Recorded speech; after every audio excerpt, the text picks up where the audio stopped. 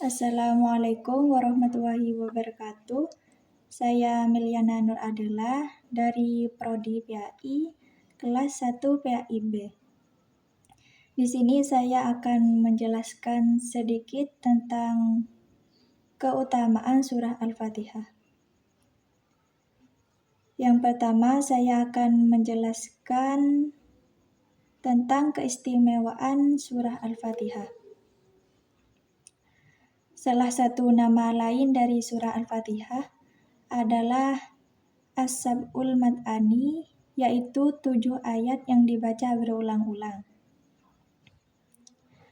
Tentang keajaiban angka 7 yang terdapat dalam surah Al-Fatihah, yaitu yang pertama, angka 7 menjadi jumlah hal-hal besar, yaitu jumlah ayat surah Al-Fatihah, jumlah langit, jumlah bumi, jumlah hari dalam seminggu, jumlah putaran tawaf, jumlah sa'i, jumlah lempar jumroh, jumlah anggota tubuh yang menempel saat sujud, jumlah pintu Jahannam, dan kata Jahannam disebutkan sebanyak 77 kali dalam Al-Quran.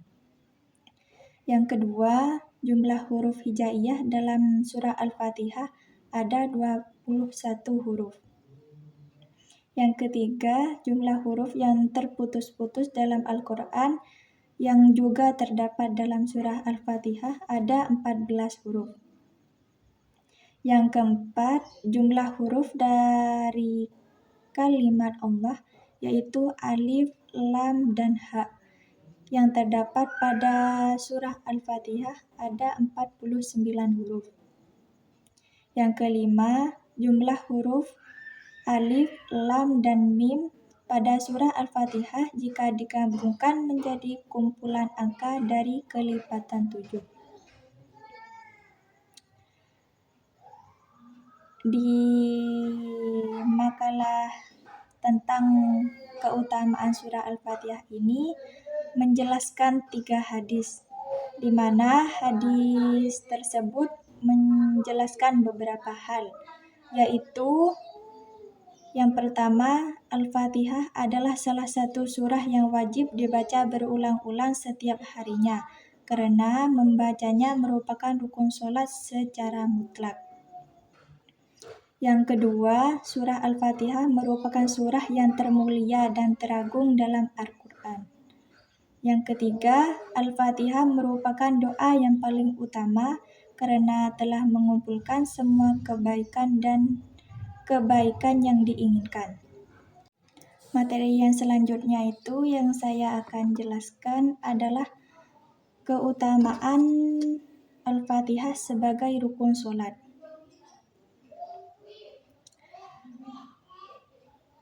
Makna secara global, surah Al-Fatihah adalah Ummul Quran dan ruhnya Al-Quran, karena di dalamnya terkumpul macam-macam pujian dan sifat-sifat yang tinggi bagi Allah.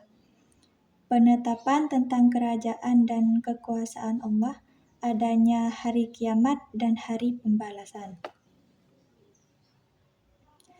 Tentang ibadah dan niat, macam-macam tauhid dan syariat, serta mengandung doa paling utama dan permintaan yang paling mulia, yaitu permintaan agar diselamatkan dari jalan orang-orang yang menentang dan tersesat menuju jalan orang-orang yang berilmu dan mengamalkannya. Oleh sebab itu, wajib membaca surah Al-Fatihah di tiap rakaat. Namun ada perselisihan pendapat di antara ulama tentang membaca surah Al-Fatihah bagi makmum.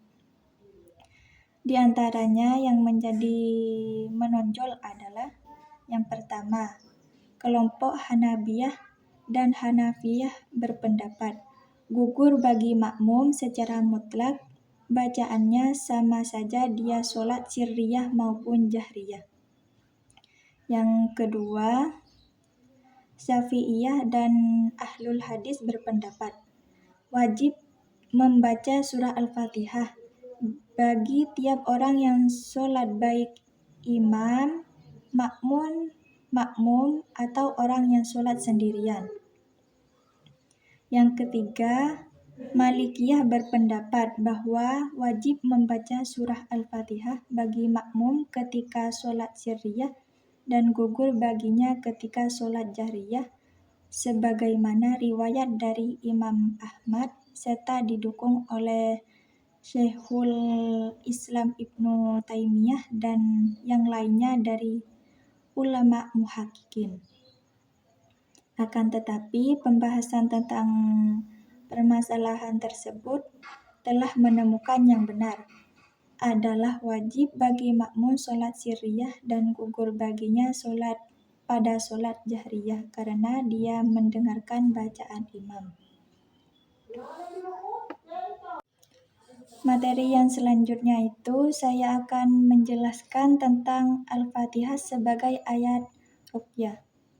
Dikutip dari kitab Riyadhus Shalihin karya Syekh Muhammad bin Shalih Al-Utsaimin, beliau menuliskan bahwa terdapat 2 syarat surah Al-Fatihah bisa dijadikan sebagai bacaan ruqyah, yaitu yang pertama, pembacanya harus mengimani bahwa Al-Fatihah adalah bacaan yang bermanfaat untuk ruqyah.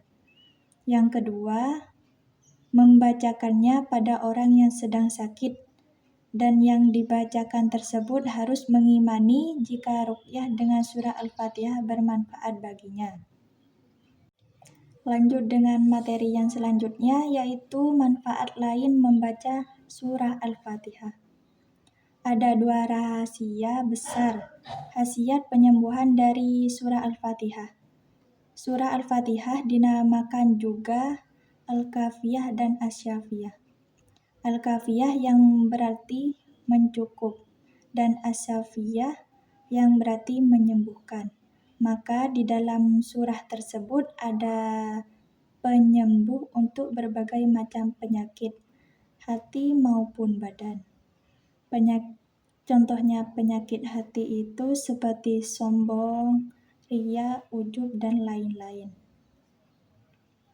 Meskipun surah Al-Fatihah bukan obat dalam arti medis yang dapat menyembuhkan penyakit secara langsung, namun banyak yang percaya bahwa membaca, menghafalkan, dan merenungkan surah Al-Fatihah dapat membawa keberkahan dan kesembuhan dari berbagai penyakit dan kesulitan dalam kehidupan. Banyak pula yang menganggap surah Al-Fatihah ini sebagai sarana untuk memohon pertolongan dan kesembuhan dari Allah. Surah Al-Fatihah sering juga dibaca sebagai doa kesembuhan bagi orang yang sakit atau mengalami kesulitan. Umat muslim percaya bahwa dengan menghadapkan permohonan kesembuhan kepada Allah melalui surah Al-Fatihah, mereka dapat meraih rahmat dan pertolongannya. Dari materi tentang keutamaan surah Al-Fatihah ini, dapat disimpulkan bahwa Al-Fatihah merupakan surah pertama dalam susunan Al-Quran, memiliki 7 ayat di dalamnya dan memiliki beberapa keutamaan dalam mengamalkannya. Al-Fatihah juga menjadi surah rukun wajib dalam melaksanakan ibadah sholat umat Islam. Di dalam surah Al-Fatihah kita juga menemukan beberapa keutamaan surah ini. Juga dapat digunakan sebagai media pengobatan dalam Islam dengan metode ruqyah, dan surat ini juga memiliki manfaat sebagai obat penenang hati bagi pembacanya. Baik, mungkin itu saja yang bisa saya sampaikan. Mohon maaf apabila dalam penyampaian tadi ada kesalahan.